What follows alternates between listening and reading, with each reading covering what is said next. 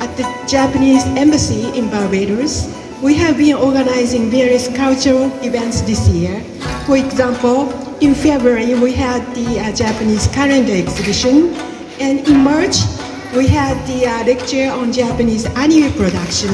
In April, we had the Japanese traditional dance and music, jutamai.